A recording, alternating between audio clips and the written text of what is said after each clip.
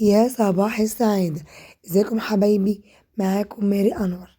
جايلكم النهاردة فيديو جامد جدا كلنا منتظرينه، هو تنظيف المنبار. شايفين الكل بيقول صعب جدا جدا، لكن معايا أنا هيبقى سهل قوي.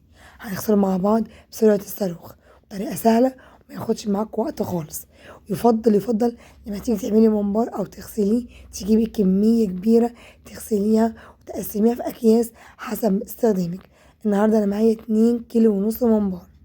تمام كده. طبعا هو لسه مقلبتوش، انا غسلته من بره عشان لو في تبن في تراب في اي حاجه قبل ما اقلبه لازم ابص فيه. طبعا انا جايبه من عند الجزار مفيهوش اي دهن خالص، بس لو انت جايباه فيه كميه دهن شيلي اي دهون عليه من جوه، بتبقى محمله التبن وحاجه مش لطيفه خالص. يلا مع بعض نبدأ ننضف الممبار بتاعنا. أول حاجة هنقلبه، هنجيب عصاية شيش طاووق كده وأحط طرف الممبار في سن العصاية كده زي ما شفتوا كده معايا، وأبدأ أشد لتحت وأقلب الممبار عشان يطلع معايا مقلوب بمنتهى السهولة. شايفين؟ سهل جدا. طبعا هعمل كل كمية بنفس الطريقة علشان استعد لتنظيف الممبار بسرعة الصاروخ.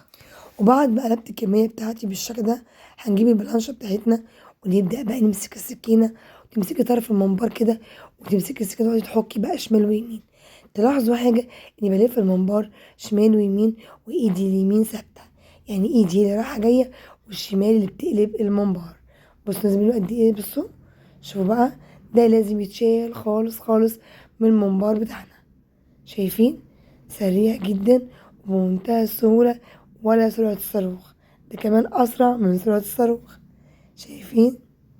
حلوة أوي، بصوا مفيهاش أي حاجة خالص، زي الفل، جميلة أوي. ألم بقى كل اللي نضفته وأرجع تاني أعيد عليه. شايفين؟ حلوة أوي أوي. ناخد واحدة تانية كمان، نمسك الطرف، ايدي الشمال بتلف شمال ويمين وايدي اليمين بتحك بالسكينة. بصوا سهلة جدا جدا. طول من جوه الممبار من جوه خالص مفهوش دهون مش هيقطع معايا، لكن لما من جوه قبل ما نقلبه فيه دهون سيبناها هيقطع معايا بسرعة. شايفين؟ هو أكله سهل لكن مراحل تنظيفه كتير، لكن معايا وعلى قناتي هتنضفي أكبر كمية منه بسرعة الصاروخ. شايفين كده؟ كده انا خلصت كل الكمية بتاعتي ونرجع نكمل تنظيفه. كده انا خلصت كل الكمية، بص بقى شكله زي الفل. يلا نكمل. بعد بقى ما غسلته مرة واتنين وتلاتة، بصوا المية نضيفة جدا. اديت له شوية خل وليمونتين، عصرة ليمونتين، وحط معاه قشر الليمون وكمان معلقتين دقيق كبار. واغسلي بقى، هيطلع معاكي اجمل واحلى وحلوة قوي قوي. شوفوا كده، نسيبه حوالي نص ساعة ونرجع نكمل. وبعد حوالي نص ساعة في المحلول اللي احنا عملناه، قلنا عبارة عن ايه؟ ليمون وخل ومية وكمان دقيق. شايفين كده؟ لونه بقى ابيض وجميل زي بيتباع بره بالظبط، بس بره برضو مش زي البيت. البيت بيهتم اكتر بنظافة الاكل. شايفين؟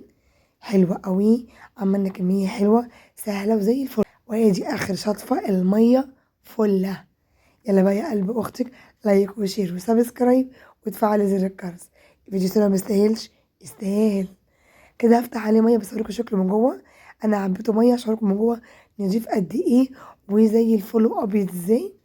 حلو خالص، ميته جميله ونضيفه. يلا مع بعض اخلص خالص واوريه لكم. وبعد ما شفته مره واتنين قلت امليه ميه اوريكم شكله من جوه، ان هو نضيف مفيهوش اي حاجه. بصوا شفاف، مفيهوش دهون، مفيهوش اي زفاره، زي الفل. حلوة قوي قوي. يلا بقى اغسلوا الممبار على طريقتي، هاتوا كمية كبيرة واغسلوها وقسموها على اكياس تنفع في البيت. حلوة قوي. يا رب الفيديو يعجبكم واتمنى اكون بعمل فيديوهات تفيدكم. يلا بقى لايك وشير وسبسكرايب وتفعلوا زر الجرس على الكل عشان يجيلكم من عندي كل جديد. بشكركم جدا، مع تحياتي ماري انور، وكل سنة وكنا طيبين وبخير. سلام.